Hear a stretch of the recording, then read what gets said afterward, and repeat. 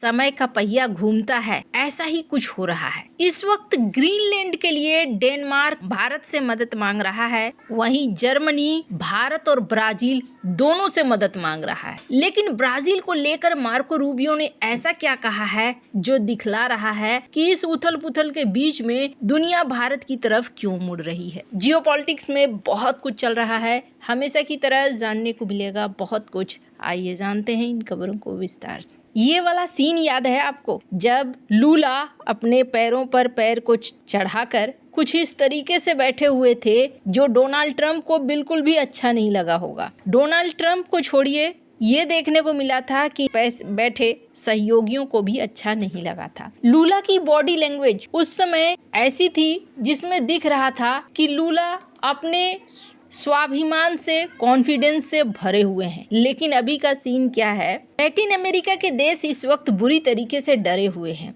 कब Donald Trump क्या कर दें किसके साथ, वो कुछ नहीं पता है। उन्होंने सारे इंटरनेशनल नियमों को ताक पर रख दिया है। वो कह रहे हैं जो हूँ मैं हूँ, मेरा मर्जी, जो करना चाहूंगा वो करूंगा। आपको याद होगा आज से कुछ समय पहले मैंने आपको एक वीडियो भी दिखलाया था जिसमें कहा था पेट्रो कोलंबिया के राष्ट्रपति कुछ दिन पहले तक ये सीधे सीधे कह रहे थे आओ मुझे पकड़ कर दिखाओ अमेरिका। लेकिन अभी क्या सीन हुआ है, अभी इनकी बातचीत हो गई डोनाल्ड ट्रंप से और बातचीत के बाद इन्होंने अपनी बातें रखी, जिसके बाद कोलंबिया के राष्ट्रपति कहते हैं कि जब तक अमेरिका की इकोनॉमी में तेल और कोयला इस्तेमाल होता रहेगा ना, आज भी 70% तेल और कोयला इस्तेमाल होता है, तब तक वो युद्ध लड़ते रहेंगे तेल के लिए, कोयला के लिए। जिस दिन अमेरिका पेरिस एग्रीमेंट की तहत आ जाता है और तेल और कोयले को छोड़कर क्लीन एनर्जी पर आ जाता है, उस दिन कोई युद्ध नहीं होगा। खैर, पेट्रो जिसकी बात कर रहे हैं वो दूर दूर तक होता हुआ नहीं दिख रहा है। स्क्रीन पर फॉक्स न्यूज का एक ट्वीट देखिए जिसमें वो ट्रंप की उस बात को दोहराते हैं जिसमें ट्रंप ने बताया कि आखिरकार सोलर अलायंस से वो क्यों बाहर आ गए। उनका कहना है मुझे पसंद नहीं है क्लीन एनर्जी, क्या करोगे, ये सब कुछ पैसे की बर्बादी है, जमीन की बर्बादी है कि जमीन में हवाई पंखे लगाओ फिर उस पंखे से पंछी मर जाते हैं, ये सब कुछ जमीन की बर्बादी है, मैं पसंद नहीं करता हूँ, मेरे लिए ड्रिल करना ही ठीक है। इसका मतलब है पेट्रो की मनसा बहुत जल्दी पूरी होने वाली नहीं है। और आज के डेट में क्या देखने को मिल रहा है, 51 साल बाद डूम्सडे प्लेन घूम रहा है और डूम्सडे प्लेन अगर आसमान में घूमता है तो इसका मतलब ये हो गया कि इसका खर्चा अच्छा खासा है, इसका खर्च हर घंटे बहुत ही ज्यादा है। ये एक संकेत है कि डोनाल्ड ट्रंप ये दिखलाना चाहते हैं कि भाई कुछ भी हो जाए, मैं कुछ भी के लिए तैयार हूँ, कुछ भी हो सकता है, तुम भी उसके लिए तैयार रहो। अब ये सब कुछ क्यों किया जा रहा है?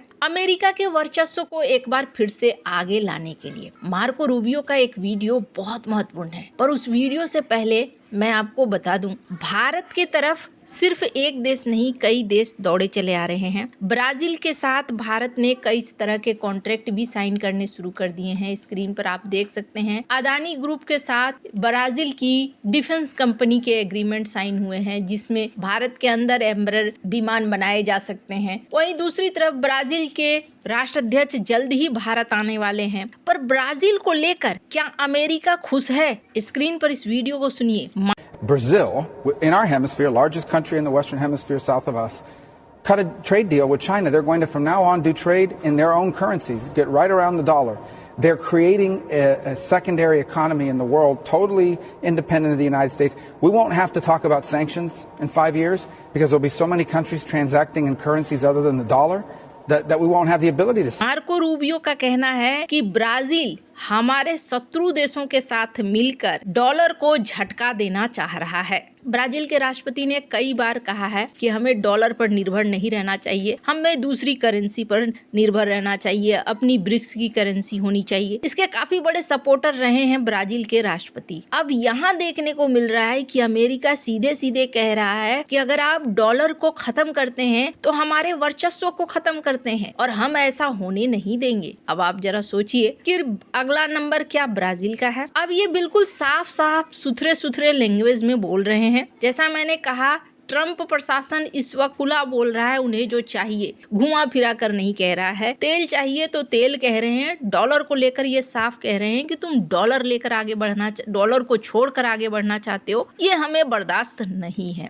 यही वजह है कि चाइना, ब्राजील, भारत तीनों निशाने पर है और तीनों को 500% टैरिफ लगाया जा सकता है। खैर, अभी बहुत सारा चीज है। वेनेजुएला में जो तेल मिला है, इसके बाद कहानी बहुत बदल सकती है, पर अभी कहानी है ग्रीनलैंड की। ग्रीनलैंड को लेकर जैसे ही अमेरिका ने कह दिया है कि उन्हें अच्छा लगे बुरा लगे, लेकिन हम कुछ एक्शन लेने जा रहे हैं, इसका मतलब सीधा सीधा ये है कि ग्रीनलैंड को ये कब्जाएंगे। पहले तो ये कहा गया कि ग्रीनलैंड के प्रत्येक निवासी को $1 लाख दे दिया जाएगा। थोड़ी सी तो आबादी है, फिर वो अपने अंदर आ जाएगी। लेकिन डेनमार्क ने कहा कि नहीं, हम यहाँ पर विरोध करेंगे, हम लड़ेंगे। पूरे यूरोप में भी इस बात को लेकर टेंशन होने लगी। इसी बीच ये देखने को मिल रहा है कि डेनमार्क, इसने भारत से मदद मांगी है। हालांकि जर्मनी ने भी भारत से मदद मांगी है। डेनमार्क ने क्या कहा? डेनमार्क के सांसद और रक्षा समिति के अध्यक्ष हैं रासमुस जार्लो। इन्होंने ट्रंप की धमकियों की निंदा की और कहा कि अमेरिका का ग्रीनलैंड पर दावा करना सही नहीं है, क्योंकि ये डेनमार्क का अभिन्न अंग है। जार्लो ने ट्रंप के चीन और रूस के खतरे के दावे को पूरी तरीके से झूठा करार दिया। उन्होंने कहा कि ग्रीनलैंड में चीनी रेस्टोरेंट ढूंढना मुश्किल है और यहाँ पर सैनिकों की संख्या पहले ही घटकर मात्र 150 रह गई है, तो कोई खतरा नहीं है। ट्रंप ने हाल ही में जो दबाव बनाया है, उस दबाव का असर दिखने लगा। पर जार्लोव ने आगे कहा, भारत से अपील की कि ग्रीनलैंड भारत से बहुत दूर है, लेकिन संप्रभुता के सिद्धांत दांव पर है। उन्होंने पूछा कि क्या भारत किसी विदेशी शक्ति द्वारा अपनी भूमि को सैन्य बल से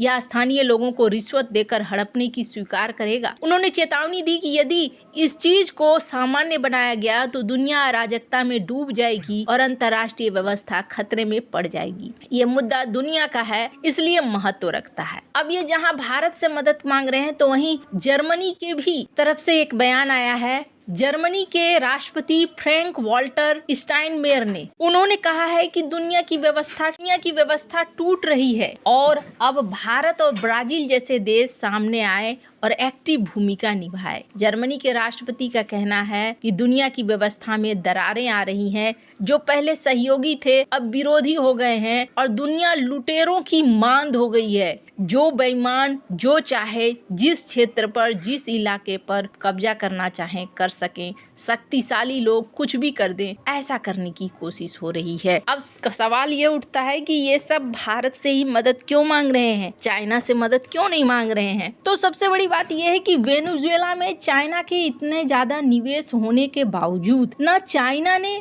और न ही रूस ने, दोनों में से किसी ने भी अभी तक प्रतिरोध नहीं दिखाया। रूस को लेकर अगर डोनाल्ड ट्रंप के ये बयान देखेंगे तो आश्चर्य होगा। डोनाल्ड ट्रंप रूस की बेइज्जती इस मीटिंग में भी कर रहे हैं और कह रहे हैं कि उनके टैंकर को हमने जब्त कर लिया, तुम्हें पता है, और आधा वो रशियन टैंकर था। लेकिन रूस ने इसको लेकर कोई जवाबी प्रतिक्रिया नहीं दी। लेकिन क्या भारत का यहाँ आगे आना ठीक है? नहीं, भारत का भी वेट एंड वॉच करना बिल्कुल सही है। आपको क्या लगता है? इन सब मामले में आपकी क्या राय है? कमेंट कर जरूर बताएं। जल्द मिलते हैं अगले वीडियो में नई खबर के साथ।